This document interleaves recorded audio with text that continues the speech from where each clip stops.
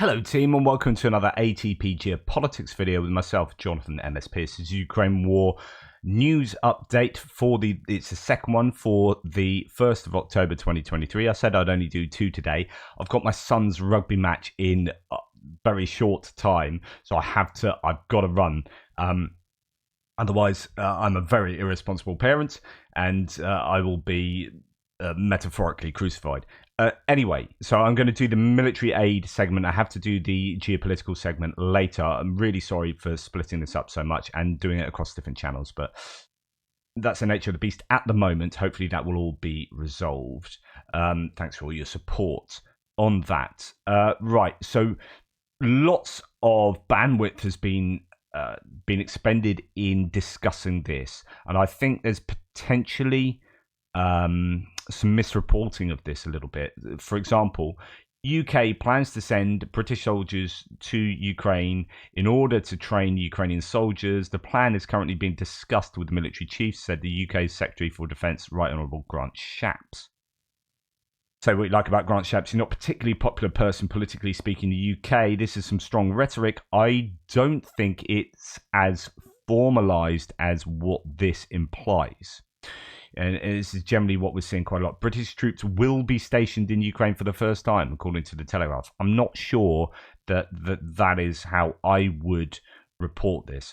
The transfer of the official training program of the Ukrainian military under the leadership of Great Britain directly to Ukraine is being prepared, the head of the Ministry of Defence of Great Britain, Grant Shapps, announced. In addition, the issue of how the British Navy can play a role in protecting commercial vessels from Russian attacks in the Black Sea was discussed between the new British Defence Minister and Zelensky. Well, there's no way you can get British naval vessels into the Black Sea, so I'm not sure. Well, let's go to the source material, right? So this is Daily Telegraph. Grant Shapps to send UK troops to Ukraine. Well, that's what they say as well. In an interview with the Daily Telegraph, Grant Shapps said that he had held talks with army leaders about shifting an official British-led training program into Ukraine rather than relying on UK and other NATO member bases. He also called on more British defence firms to set up factories in Ukraine. As part of the British-led Operation Interflex, more than 20,000 recruits from the armed forces of Ukraine have received training in the UK since the start of 2022, learning battle skills at bases such as Salisbury Plain, which Mr. Shapps visited on Friday. But NATO members, including the UK, have avoided official deployments of troops to Ukraine owing to the risk of Western personnel being drawn into combat with Russia last year. Russia struck a base holding foreign fighters with about 30 missiles. That's right at the beginning of the war. If you remember, it wasn't widely reported because it's a bit like, oh, that's embarrassing. But there were some International Legion fighters, I think, right in the west of Ukraine. And their base was absolutely hammered, training base, absolutely hammered by Russian missiles. This is before, obviously, Ukraine had got all the air defense systems in place that they've subsequently been given and have bought. So there's a little bit of reticence there for obvious reasons. It continues, however, following a briefing with General Sir Patrick Sanders, the Chief of the General Staff and other senior personnel at Salisbury Plain, Mr. Shapps said, quote, I was talking today about eventually getting the training brought closer and actually into Ukraine as well. Notice there's no definite they will have. I've been talking about this happening. I think even the headline from this Telegraph's own article, I think, is misleading. Shapps to send UK troops to Ukraine. I don't know that you can definitely say that. Maybe I've missed a bit here, so let's carry on. Quote, particularly in the west of the country, I think the opportunity now is to bring more things in country, not just training, but we're also sending BAE, so British Aerospace Engineering, the UK defence firm, for example, move into manufacturing in country, for example. I'm keen to see other British companies do their bit, as well as by doing the same thing. So I think there will be a move to get more training and production in the country. There will be a move too. This is not they will send. So just be careful. Like, it sounds really great. And if you're pro-Ukrainian, whoop, whoop, yeah, let's get the UK on. You know, it's all about getting NATO troops in Ukraine. And I just don't, Grant Shapps to send UK troops to Ukraine is not, I don't think, what you can derive from this. But I could be wrong. Separately, having assured Mr. Zelensky on Wednesday that the UK will continue to stand shoulder to shoulder with Ukraine, Mr. Shapps suggested that Britain was preparing to play a more active role helping the country to defend itself against attacks in the Black Sea, where Russia has been increasingly targeting cargo ships carrying grain, deploying British troops to Ukraine, or offering naval support. And by offering naval support, that could just be, more missiles, Harpoon, anti-ship missiles, and so on and so forth. You're not going to get, as I say, British naval vessels in the Black Sea. That just won't be happening. Because of the Montreux Convention and the Bosphorus Straits being closed, right? Or offering naval support in the Black Sea would mark a significant escalation in the UK's involvement in the conflict, but Mr. Schaap's remarks also appear to mark a shift in the government's approach to publicly discussing the deployment of personnel, a move that was mirrored by France on Saturday, with the French military revealing that its aircraft were carrying out surveillance over the Black Sea. So the French are doing more than meets the eye, and I've said this before, they don't announce often what they do in the same way that other countries do. So lots of people have been critical of the French, saying you're not doing enough. But actually, they do quite a bit, below, under the radar, with radar. And they've got things like satellite provision, military satellite provision of a high quality to Ukraine. And that's not often publicly talked about. So, maybe lay off criticizing the French so much until we know exactly what they're doing, and we might never know exactly what they're doing. Or maybe criticize them so that they do more. I don't know. It has previously been claimed that up to 50 British personnel were among Western special forces present in Ukraine earlier this year, a matter that the government would never discuss publicly. I bet my mortgage that we've got SAS operating. In fact, I won't say anymore, but we pretty much got SAS operating in Ukraine. I mean, I'm sure special forces from many countries are. Yes, they are supporting, protecting embassies and whatnot, stuff like that. We have personnel over there for those sort of normal roles that are fulfilled in any country. But in terms of being more actively involved in the war, I'm pretty sure special forces are training Ukrainians over there. Right. At some point in the future, we might be training Ukrainian soldiers in Ukraine with British personnel. Is that happening? Is that on the cards to happen at a particular point in time? No. There are talks about it, but I think that's all you can say at this point. So, calm down, people. Right. The EU has trained more than 27,000 servicemen. We've heard about 20,000 being trained in the UK. For the Armed Forces of Ukraine, the head of Euro Diplomacy, Joseph Borrell, said in a video message to the participants of the Defence Industry Forum in Kyiv. So this is still an important provision that is assisting the Ukrainians, getting them basic NATO-style training outside of Ukraine in Germany, Poland, UK. And when they do get trained in the UK, so we trained 20,000 plus, I think we train also the paratroopers and special forces in UK as well, but paratroopers and Marines, sorry. And I don't know whether that's part of the 20,000 that Schaap has mentioned, but when we train them, we provide the bases and the land and our personnel to train, but it's also in conjunction with Kiwis, Aussies, Norwegians, Canadians, or loads of other countries involved in doing the training in Britain. So it's not just, look how amazing Britain are. It's, people working together there. France will transfer to Ukraine. So France, here's something that's been publicly admitted. 8 EFA self-propelled ferries, 6 Caesar self-propelled guns, that's obviously super important, and 8 SDZ engineering robots. So those are the ferries. That looks a pretty impressive piece of kit. There's the Caesar, that's a 6-wheeler. They do a 6-wheeler and an 8-wheeler, and those are the sort of engineering vehicles, robots, autonomous, well, not autonomous, remote controlled robotic engineering vehicles would be super useful for mine clearing and such like. Now, whether that is, as it says, the EFA sure is an interesting vehicle. I think these might be being bought rather than provided by the French. I don't know, actually. I probably need to find that out, but that is a pretty mental vehicle, that, isn't it? So there you go.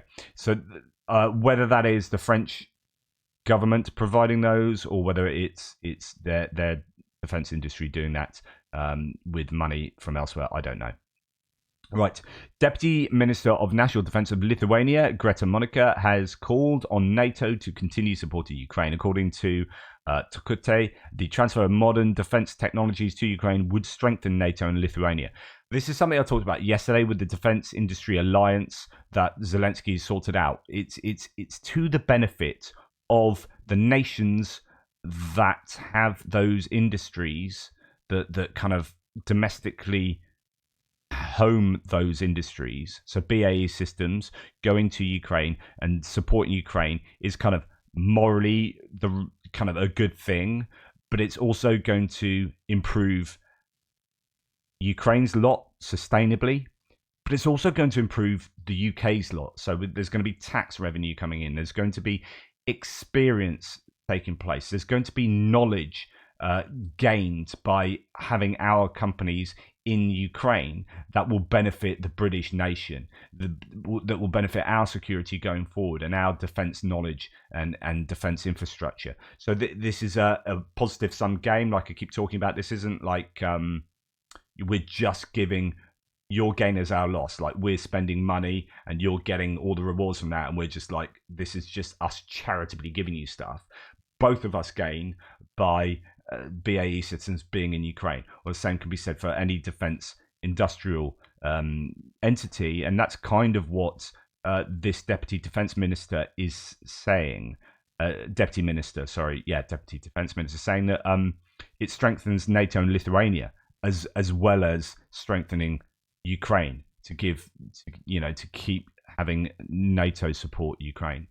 And then with the Defence Industries Alliance, as I reported yesterday, 38 companies from 19 countries so far. I think the ideal is 252 entities, but the countries are USA, UK, Germany, Sweden, Denmark, Netherlands, Canada, Bulgaria, Australia, Belgium, Lithuania, Latvia, Estonia, Czech Republic, North Macedonia, Slovakia, Spain, Croatia, and Finland. So a load of defense concerns getting involved, and like already we have this. So the Czech Republic will give Ukraine a license for the production of CZ Bren 2 assault rifles. The Czechs will also help the Ukrainians to establish the production of ammunition. This project will be implemented by Celia and Belot. So you've got a Czech concern making money out of this. You've got Ukraine benefiting in terms of producing perhaps in Ukraine these weapons and having the license to build and use them. So both entities, well, three entities: the company, Czech Republic, and or Czechia, and Ukraine benefiting. Here, Ukraine will spend 1.5 billion on drones and long-range missiles in 2024. We are launching new productions, expanding those that gave results before the full-scale invasion, and invest in new technologies and developments. Prime Minister Shmyhal says. So that is, again, about sustainable production and sustainable, I guess, provision of weaponry to Ukraine. If Ukraine can do this themselves, I keep saying this, if they can do it themselves, then it's much better from them being donated stuff consistently, where you're it's all revolving around everyone else's generosity, and that can stop. And if that stops, you're screwed. So this is kind of, we talk about energy security, where you can produce the energy yourself. You're not depending on others, so you're more secure. This is defense security, as in defense manufacturing security. So rather than rely on someone else all the time to give you stuff, which depends on the politics of that country, hey, let's produce it ourselves. With help of outside concerns. But if you've got a corporate concern that's invested in your country, they are not going to be beholden by political winds blowing in their home country. So BAE Systems working in Ukraine is they're going to work there whether it's the Tories or Labour in charge back in the UK. Whereas an American concern might do that as well. But if, say, the Republicans get in and you stop getting these bills of supporting Ukraine with huge amounts of money coming from American central government, well, if an American industrial concern is actually making that stuff over there, then it's not affected by who's in charge in the White House. Right, Ukraine is testing a new combat robot, the Lyut. Mikhailo Fedorov, the head of the Ministry of Digital Transformation, says the machine is armed with a tank machine gun, a 360-degree viewing camera, and armor that protects it from small arms and debris. This is a compact robot that can be controlled remotely and perform combat missions, for example, to assault or defend positions. It looks pretty cool to me. We are moving into the age of this kind of stuff, aren't we? Not too far away, and it'll be Terminator. The UN will allocate $123 million to Ukraine for the winter period. Assistance will be provided from September 2023 to February 2024. It's assumed that this could be in a form of cash to cover electricity and rent. It's kind of like, yeah, Ukraine are on the dole. In addition, the organisation will distribute heaters, non-food items, and provide housing.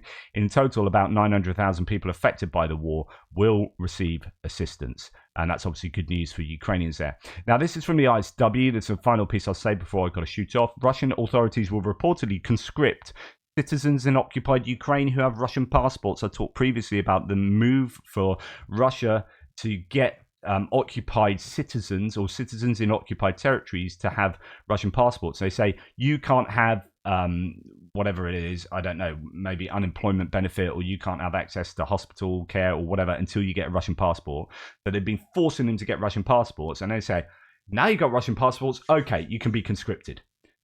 So thanks for that, and it's all just part of being able to get more meat to provide to the meat grinder. So they need mobilization. Mobilization is super important. So it's making people within occupied territories, some of them will be pro-Ukrainians fighting against Ukrainians. Is a terrible situation, but it again shows what Russia are prepared to do, what they've been planning to do, and the desperation that they are in terms of recruitment. The Russian military is reportedly continuing to recruit Cuban citizens to fight in Ukraine, possibly as part of a relatively elite airborne VDV formation as well. So these kind of bits of news just are indicative of where Russia are at. Anyway, thank you so much for watching. Please like, subscribe, and share. I'm going to run away, but I'll get back to you with the geopolitics segment, because actually there's a load of pretty juicy stuff, as ever, in there. Take care of yourselves. Toodle pips.